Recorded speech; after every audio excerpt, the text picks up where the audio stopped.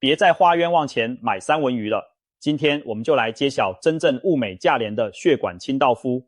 哈佛大学的研究早已指出，鱼类对心血管的好处极为惊人。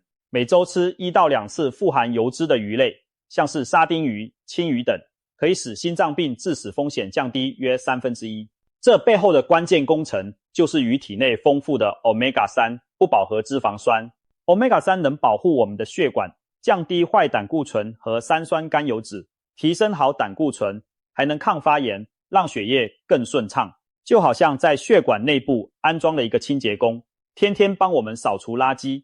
然而，我们平常最熟悉、价格不菲的三文鱼，居然并非 Omega-3 的唯一来源，更不是最强的血管清道夫。在哈佛揭秘的全球10大最健康海鲜榜单中，三文鱼的排名竟然只在第7名，这是不是大大出乎你的意料？那么问题来了，究竟有哪些廉价又营养的鱼类能够击败三文鱼，成为榜单前5名，替我们清理血管呢？今天就让我们深入探讨这些被忽视的平价英雄。首先，我们需要了解一个观念，并不是所有的鱼都一样健康。有些鱼肉质鲜美，营养丰富，但体内可能潜藏重金属等污染物。也有些鱼虽然不起眼，却富含对心血管特别有益的成分。哈佛公共卫生学院的营养专家强调，我们应该选择小型鱼为主的多样化海鲜饮食。为什么要偏爱小型鱼呢？因为小鱼在食物链中处于低层，累积毒素，例如汞较少，却往往含有更多对人体有益的油脂。相反地，大型鱼如鲨鱼、剑鱼等寿命长，吃遍各种小鱼，体内重金属含量高得多，长期吃可能对健康造成负担。所以想靠吃鱼保养血管，变聪明又长寿，吃对鱼才是关键。接下来我们就按照排名一一盘点全球10大健康海鲜，看看哪些上榜的好东西既便宜又能守护我们的心血管。排名第10的是大家常听到的白鳕鱼。你也许很意外，白鳕鱼并不像三文鱼那样富含 Omega-3 脂肪酸，为什么也能进入健康海鲜榜单呢？原因在于白鳕鱼胜在低脂高蛋白，容易消化，它的脂肪含量极低，几乎不含饱和脂肪，却提供人体需要的优质蛋白质含多种维生素、矿物质。例如白鳕鱼富含维生素 D 和 C， 对免疫系统和甲状腺功能都有益处。对于不喜欢吃油腻食物的人，白鳕鱼是完美的选择。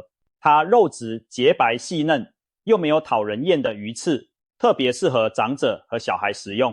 更重要的是，白鳕鱼帮助我们以鱼代肉，用低热量的鱼肉替代红肉，不仅减少胆固醇和饱和脂肪的摄取，还能有效控制体重。长期下来，血管内堆积的脂肪变少，整体心血管风险也会降低。虽然白鳕鱼本身的 Omega-3 不算突出，但它在饮食中的角色就像一个清道夫助手，不增加负担，还提供营养。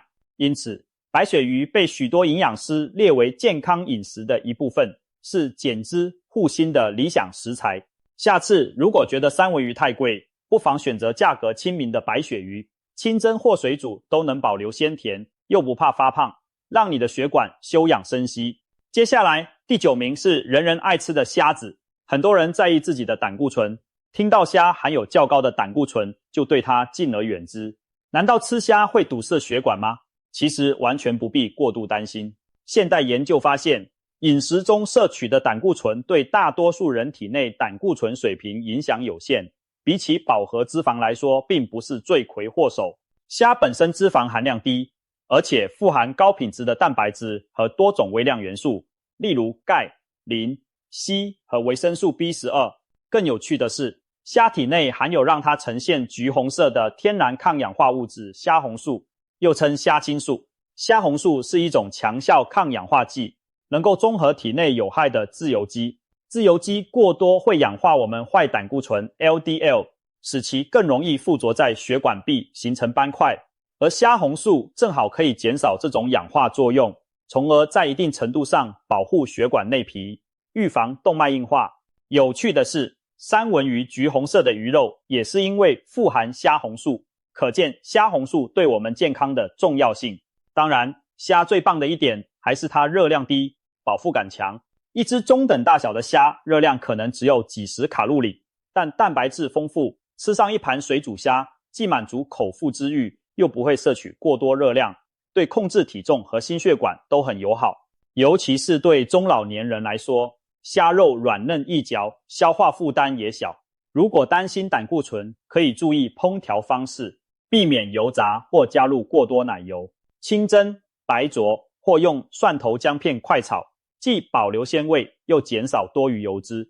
总之，虾的营养价值远超过它的胆固醇含量带来的顾虑。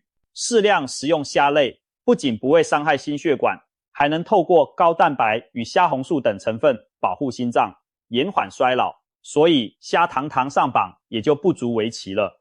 风格、生活方式、象征画面。中国人中年男性患者在卧室镜前整理腰带，腰围明显略紧，后又可多扣一格，床边放着轻量哑铃与运动鞋。动作：镜头从腰带侧面缓慢推动到镜前中景，患者轻吸一口气，微笑点头，时长7秒。氛围：轻松、自信、正向变化。画面中不出现任何文字或数字，无字幕。终于轮到我们熟悉的三文鱼登场，但遗憾的是，它只排在第7名。听到这个结果，你是不是有些不服气？三文鱼长期以来都是健康饮食的代名词，富含 Omega-3 脂肪酸、维生素 D 和优质蛋白，为何无缘榜首，甚至连前5名都进不去呢？让我们来仔细看看三文鱼的优点与缺陷。不可否认，三文鱼是极其营养的鱼类，每100克的三文鱼含有约1000多毫克的 DHA 和 EPA， 这两者正是 Omega-3 家族中对心血管最有益的成分。DHA 有脑黄金之称，有助于保护大脑，提升记忆。EPA 则被称为血管清道夫，可以降低血脂，防止血液凝固，减轻发炎反应。除了 Omega-3， 三文鱼还提供丰富的维生素 D 和优质蛋白。维生素 D 能强化免疫功能，维持骨骼健康，甚至被发现与心脏健康相关。而蛋白质则是心肌和全身肌肉修复所必需的原料。三文鱼鲜艳的橘红色鱼肉中蕴含的虾红素，更是强力抗氧化剂，能保护身体免受自由基伤害。许多研究显示，经常吃三文鱼的人，血液中的三酸甘油酯浓度较低，胆固醇较高，心脏病和中风风险也较低。难怪大家一提到护心饮食，脑海里浮现的就是兼得油量的三文鱼牌。然而，三文鱼并非完美无缺。首先，价格昂贵是它的硬伤之一。市面上品质好的三文鱼每公斤往往要价不菲，对一般家庭来说，经常食用有经济负担。如果有更便宜的替代品能提供相近甚至更高的 Omega-3， 你又何必花大钱买三文鱼呢？其次，来源问题也影响了三文鱼的健康评价。野生三文鱼营养丰富且相对纯净，但产量有限，价格更高。大多数人买到的是养殖三文鱼。养殖环境下的三文鱼喂饲人工饲料，脂肪比例和 Omega-3 含量可能和野生有所不同。一些养殖鱼可能累积一定的多氯联苯、PCB 等污染物，虽然整体风险仍远低于它带来的好处，但和其他体型较小的鱼比起来，三文鱼身上的污染物浓度确实稍高。此外，过去社群媒体疯传所谓三文鱼寄生虫问题，虽然只要充分加热或冷冻就能杀死寄生虫，但也让部分人对生吃或不熟的三文鱼存有顾虑。再来，环境与永续性的考量也让三文鱼扣了些分。许多营养专家现在强调永续饮食，希望我们在享受健康食物的同时，也照顾地球。三文鱼属于高经济价值鱼类，过度捕捞和养殖污染是需要面对的问题。相比之下，许多小型鱼和贝类对环境的压力较小，更加永续。综合以上因素，三文鱼虽然营养出众，但在这份榜单中仅位居第7，算是一个理想与现实兼具的中等位置。这提醒了我们，哪怕是再好的食物，也有局限和隐忧。把目光从三文鱼身上移开，我们才能发现更多平价又精彩的选择。毕竟，地球上优秀的海鲜绝不只有一种。我们马上继续往上看，还有6种比三文鱼更胜一筹的健康海鲜，它们或许才是你日常饮食中最值得投资的血管清道夫。第6名是一种不是鱼的海鲜，但它的营养价值让人叹为观止，那就是生蚝、牡蛎。俗话说每日一颗生蚝，医生远离我，可见西方国家对牡蛎营养的推崇。生蚝为什么有海中牛奶的美誉？因为它富含蛋白质和多种矿物质，营养浓度高得像浓缩的牛奶。对于心血管健康而言，生蚝提供了几项关键元素。首先，生蚝是锌元素的超级来源。锌参与我们体内数百种酶的活性，与免疫功能、新陈代谢密切相关。其中有一些锌相关酶能帮助维持血管内皮的正常功能，预防动脉硬化的形成。一份生蚝就能提供一天建议摄取量的几乎全数锌。足够的锌让男性的异固酮水平维持正常，有助于肌肉生成和代谢，而异固酮充足又间接对心脏有益。此外，锌也能帮助调节血脂，缺锌的人往往好胆固醇不足，坏胆固醇偏高，所以多吃生蚝对维持好胆固醇水平是有利的。其次，生蚝含有丰富的 Omega-3 脂肪酸。也许你以为只有鱼肉才有鱼油，其实贝类也有少量，每100克生蚝约含有500-600毫克的 DHA、EPA， 这对贝类来说非常难得。尽管一般人不会吃下太多生蚝，但作为 Omega-3 的补充来源已经相当不错了。再加上生蚝本身脂肪低，这些 Omega-3 更显得珍贵。吃生蚝的习惯某种程度上可以增强抗发炎能力，降低血液粘稠，对心血管的裨益与吃鱼相似。还有一项经常被忽略的成分是牛磺酸。没错，牛磺酸不只存在于刚才提到的蛤蜊，生蚝中也含量丰富。牛磺酸能协助肝脏代谢胆固醇，因此常吃生蚝的人血脂代谢通常较为顺畅。一项来自日本的研究指出，每天摄取适量牡蛎提取物，一种富含牛磺酸和微量元素的补充，有助于降低高胆固醇患者的血清胆固醇，这正与牡蛎中牛磺酸的作用相吻合。生蚝在维生素和其他矿物质上也毫不逊色，它是维生素 B12 和铁的极佳来源，可以预防贫血，增强活力。含有的镁和钾有助于血管扩张，调节血压，还提供少量的维生素 C 和抗氧化的酶类，进一步保护心血管。可以说，一颗小小的生蚝集合了各种营养于一身，像一座天然的复合维他命丸。可能有人担心吃生蚝会不会摄入细菌或病毒，其实生吃时只要新鲜干净，来自可靠水域，就不必过度恐慌。如果不放心，简单汆烫或清蒸一下也能杀菌，同时保留大部分营养。无论如何，只要适量食用，生蚝对心脏和血管的好处毋庸置疑。它价格并不昂贵，在产地甚至几块钱就能买到鲜美硕大的牡蛎，把生蚝列为健康海鲜第6名，真是实至名归。别忘了，生蚝美味多汁，不论生食加柠檬，还是烤着吃、煮汤，都能让你的味蕾和血管一同感谢你。现在进入前5强，这些可都是评价鱼界的顶尖好手。第5名，我们要介绍的是提鱼。说到提鱼，很多人第一反应可能是披萨上的咸香提鱼片，或是沙拉酱里争鲜的提鱼酱。但你知道吗？这种其貌不扬的小鱼，其实是营养含量惊人的 Omega-3 宝库。提鱼通常只有几公分长，细细干干的身材却蕴藏着和大型鱼相当的油脂比例。根据食品成分资料，每100克的新鲜提鱼可含有将近2公克的 EPA 加 DHA， 几乎与同量的三文鱼不分轩轾。有些品种的提鱼甚至胜过三文鱼，例如秘鲁沿岸的秘鲁提就是世界上 Omega-3 含量最高的鱼类之一，常被制成鱼粉或保健用鱼油。除了 Omega-3 提，鱼和其他小鱼一样可以连骨吃，因此也是钙的极佳来源。长期吃提鱼干或腌制提鱼的人，骨质通常比较密实，这对中老年人的骨骼健康是额外的好处。而且鱼骨中的钙磷比例适当，容易被人体吸收，比光吃钙片有效多了。提鱼虽咸，但含有丰富的钾，钾能帮助对冲钠离子的作用，维持血压稳定。更妙的是，小鱼干里还有不少胶原蛋白和弹性蛋白，这两者是构成血管壁的重要成分。适当摄取有助于保持血管弹性，延缓血管老化。所以从某种意义上说，吃下去的提鱼骨与鱼皮正是血管所需的养料。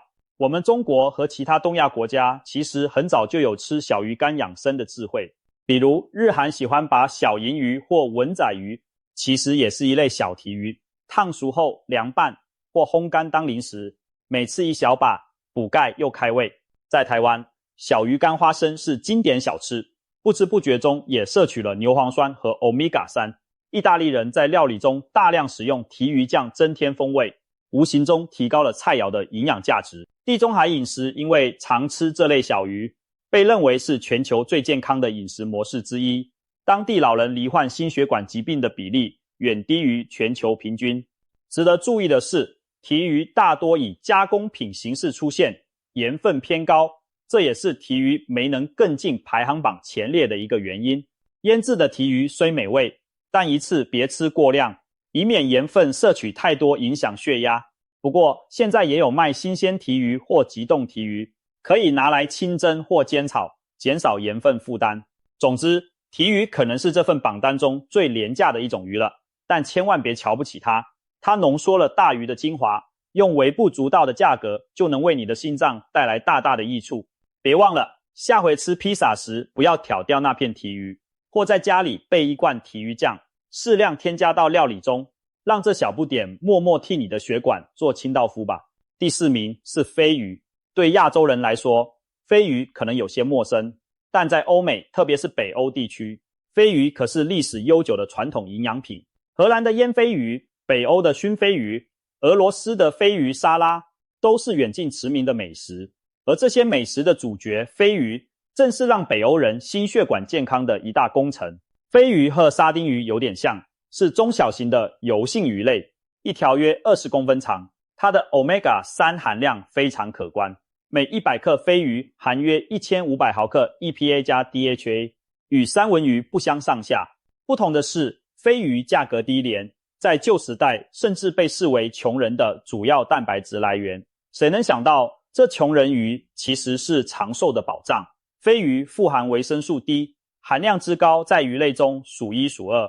一份飞鱼就足够提供成人每日所需的维生素 D， 有助于钙质吸收和免疫功能。北欧冬季日照少，居民常缺维生素 D， 但因为传统上爱吃飞鱼，所以骨骼和牙齿依然强健，免疫力也不错，心血管疾病风险降低了不少。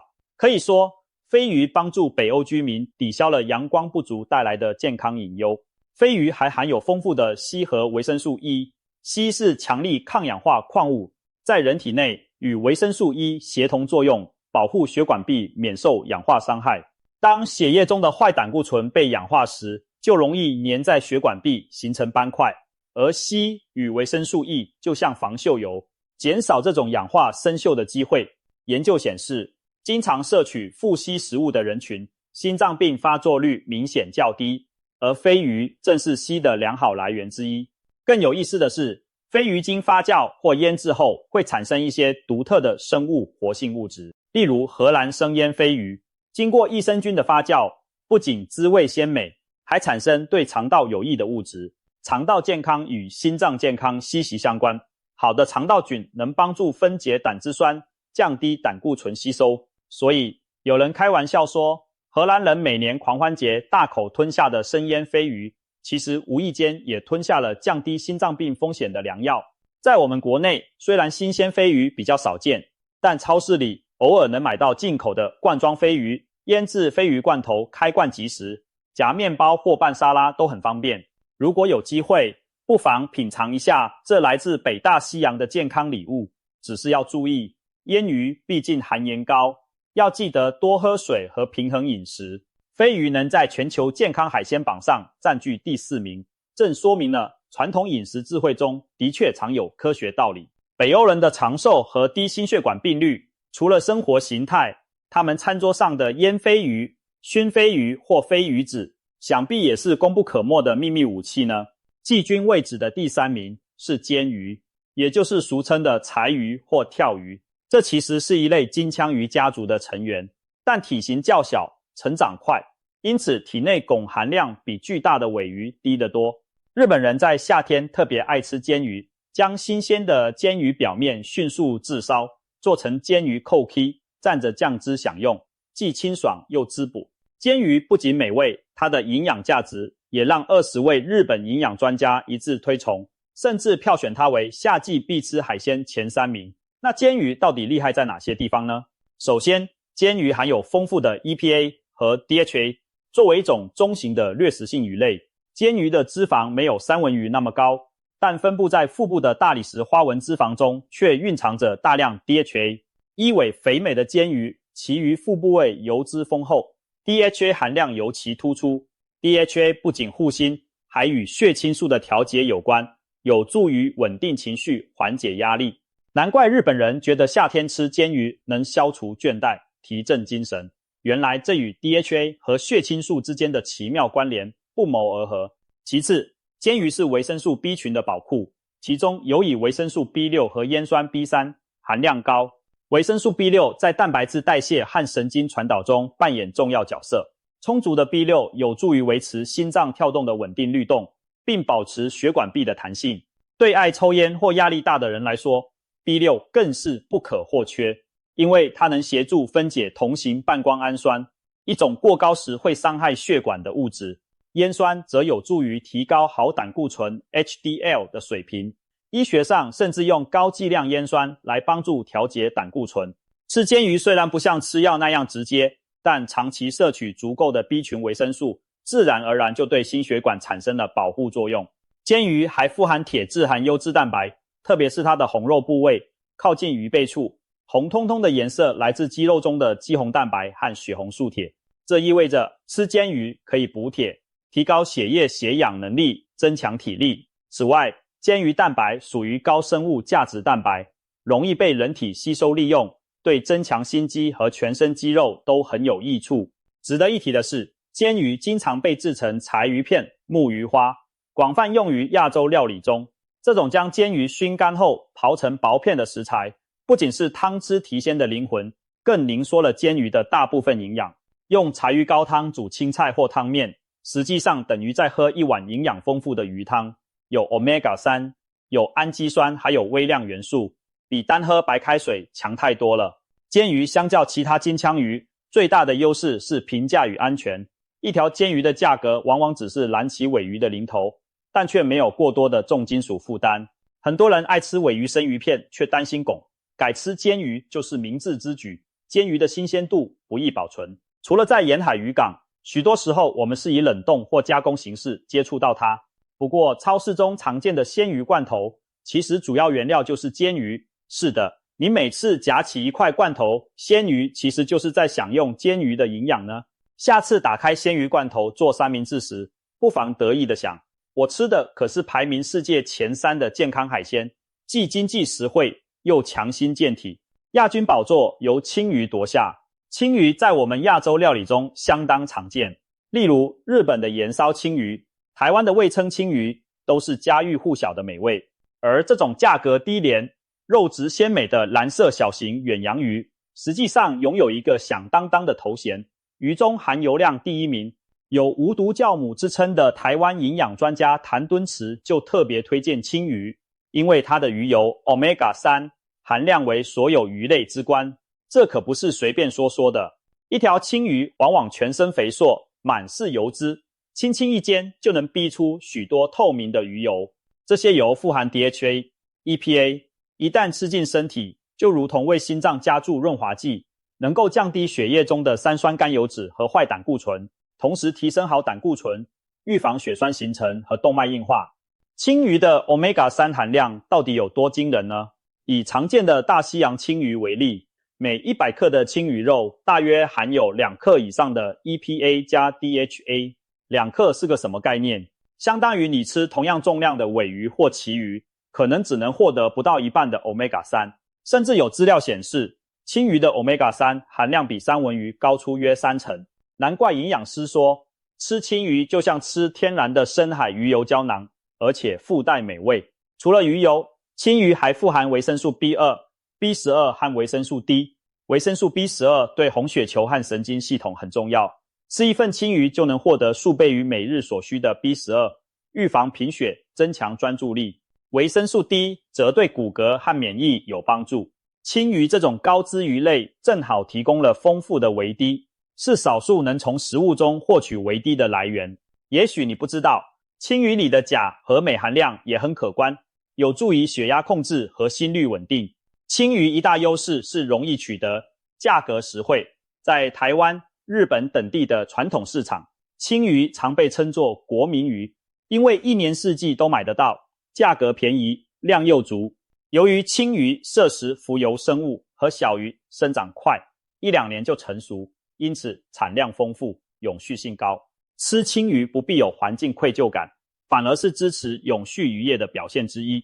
对中老年人来说，青鱼提供了护心又护脑的一站式营养， DHA 养脑防失智， EPA 护心防堵塞，再加上蛋白质维持肌肉和免疫功能，可以说每天吃一片青鱼料理，对整体健康都有明显注意。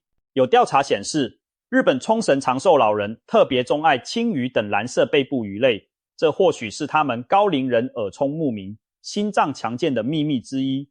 在准备青鱼时，有个贴心提醒，青鱼属于高油脂鱼，处理不新鲜时容易腐败，产生胺类物质而腥味重，所以一定要选购新鲜有弹性、鱼眼清亮的青鱼。如果买冷冻青鱼片，解冻后赶快料理，不要反复冷藏。烹调上最简单的盐烧就非常美味，逼出油脂，皮香肉嫩，营养不流失。如果怕油，可以先用热水汆烫再煎，可以减少部分油脂，但千万别把青鱼的油脂全部丢掉，那可是精华所在。总而言之，青鱼以平易价格和超群营养拿下榜单第2名是当之无愧。每天来一份青鱼料理，让你的血管充满弹性，让你的脑袋灵光闪闪吧。终于来到万众瞩目的冠军宝座。没错，打败三文鱼等众多对手，荣登全球最健康海鲜榜单第1名的正是沙丁鱼。这个名字你一定不陌生，从沙丁鱼罐头到成语沙丁鱼挤成一罐，比喻拥挤狭小。沙丁鱼在人们印象中一直是便宜小只的代名词，然而就是这种1斤几块钱的平价小鱼，堪称海洋中真正的营养冠军和血管清道夫。它究竟有什么魔力，令营养学家和医生们交口称赞？让我们为沙丁鱼好好鼓掌，并深入了解它的传奇之处。沙丁鱼之所以能登顶，最大的功臣当然是丰富的 Omega-3 脂肪酸。沙丁鱼体内的油脂集中在腹部和皮下，每一尾看似瘦小，其实脂肪含量一点也不低。不过这属于对心脏有益的好油。前面提到，青鱼每100克约有2公克 Omega-3， 而沙丁鱼也毫不逊色，每100克可提供约 1.5 到2克 EPA 加 DHA。 更令人惊喜的是，由于沙丁鱼个体小，食物链层级低，它几乎不累积汞等毒素，可以放心的大量食用。试想，如果换成大鱼，要摄取同等 Omega-3， 你可能得担心重金属超标，但吃沙丁鱼完全不用这个顾虑，想吃多少就吃多少。这种安全无负担的鱼油是不是特别珍贵？哈佛大学的营养专家也曾点名，沙丁鱼等小型鱼因为低污染且高营养，是日常摄取 Omega-3 的最佳选择之一。沙丁鱼的优势还不止如此，它不仅含油多，还拥有极高的维生素和矿物质含量。特别值得一提的是维生素 D 和钙质。沙丁鱼往往整尾连骨吃，例如制成罐头时，鱼骨已被炖煮酥软可食，因此成为少见的钙质丰富的鱼类。一份沙丁鱼罐头约100克，就能提供超过1半的成人每日钙需求量，这对不爱喝牛奶的人来说太友善了。同时，这份沙丁鱼还能提供每日所需2倍以上的维生素 B12， 1半以上的维生素 D， 以及大量的硒和磷等元素。换句话说，吃一餐沙丁鱼罐头，就等于吞下了一大把综合维他命，再加上一颗高浓度鱼油胶囊，这种营养密度简直让其他昂贵食材相形见绌。沙丁鱼对心血管的好处可谓全方位，它所含的 Omega-3 和牛磺酸协同作用，降低血脂和血压。高钙高镁有助于调节血管舒张，预防高血压性心脏病。高硒和维生素 E 则抗氧化，防止动脉粥样硬化形成。还有丰富的烟酸和叶酸，前者提高好胆固醇，后者降低同型半胱氨酸，两者都能减少心血管疾病风险。一尾小小的沙丁鱼竟从各个角度为我们的心脏提供保护，不能不说是大自然的奇迹。或许你会问，沙丁鱼哪里能买到新鲜的呢？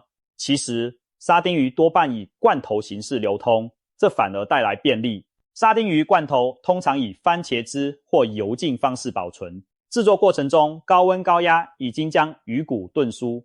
我们吃下整条鱼，包括鱼肉、内脏和骨刺，自然获取了全套营养。不像吃鱼排只吃到肌肉，沙丁鱼连骨带内脏的吃法提供了维生素 A、D、E、K 等脂溶性维生素以及钙铁锌，更是其他鱼类料理少有的。有人担心罐头食品不新鲜，添加物多，但优质的沙丁鱼罐头其实只含鱼，少量盐和橄榄油，番茄酱反而比路边油炸鱼干净健康。当然，如果在渔港碰上新鲜沙丁鱼，那更要把握机会。新鲜沙丁鱼非常鲜甜，用简单方法煮汤或清蒸就美味无比。难怪地中海沿岸的老人们特别长寿。有句玩笑话说，是沙丁鱼养活了一大批100岁老人。在意大利的撒丁岛，老人们日常就爱吃烤沙丁鱼配红酒，被认为是当地成为长寿之乡的原因之一。沙丁鱼荣登第一名，真可谓平民鱼打败贵族鱼，大大颠覆了不少人的想象。我们常以为昂贵的食材才最营养，但沙丁鱼的故事告诉我们，大自然的营养馈赠其实近在咫尺，价格便宜并不代表价值低。也许正因如此，哈佛大学等权威机构才要特地揭秘这个榜单，希望大家别再迷信昂贵的三文鱼或补品，多关注这些营养丰富的廉价海鲜。现在我们把全球10大健康海鲜的榜单快速回顾一下。第10名，白鳕鱼，低脂高蛋白，替代红肉，守护心脏。第9名，虾类，胆固醇迷失下的抗氧化高手。第8名，直梨淡菜，小贝类蕴藏大力量，牛磺酸助攻血管健康。第7名，三文鱼，明星鱼营养丰富，但性价比略逊。第6名，生蚝，锌与牛磺酸满载的海中牛奶。第5名，鲫鱼，袖珍体型却提供惊人鱼油。第4名，飞鱼，传统饮食中的长寿秘宝。第3名，煎鱼，小型金枪鱼的平价健康力。第2名，青鱼，鱼油之王，物美价廉。第1名，沙丁鱼，当之无愧的血管清道夫。这份榜单令人振奋，不是吗？它告诉我们，吃的健康不一定昂贵，许多便宜的海鲜往往因为不起眼而被忽略，但其实它们才是大自然真正的营养明星。谈到这里，你可能会想，我是不是该调整一下平日的菜单了呢？答案是肯定的。如果过去你总为了健康而舍不得荷包，大把钞票买三文鱼或昂贵鱼油胶囊，现在大可不必了。超市里不起眼的沙丁鱼罐头、冰鲜青鱼、平价牡蛎含小鱼干，就是物超所值的选择。不妨从明天开始，每周安排2到3次这些上榜海鲜。早晨来份沙丁鱼三明治，中午吃碗咖喱汤，晚上烤条青鱼配蒸蔬菜，既美味又健康，成本还低，何乐而不为？还有一点要提醒，无论吃哪种海鲜，新鲜度很重要，烹调方式也要尽量少油少盐，才能发挥最大功效哦。总而言之，别再花冤枉钱买三文鱼了。这句话并非空穴来风。我们在科学的指引下发现，真正的血管清道夫其实散落在亲民的海鲜市场中。那些廉价鱼类如同默默无闻的英雄，一直守护着食用它们的人的健康。现在这些英雄的名字我们已逐一知晓，让我们张开双臂，欢迎他们走进自家的餐桌吧。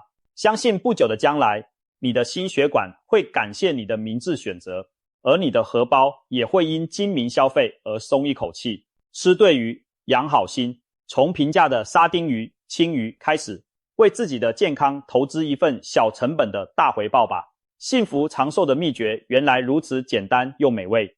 祝愿大家都能越吃越健康，让血管岁岁年年畅通无阻。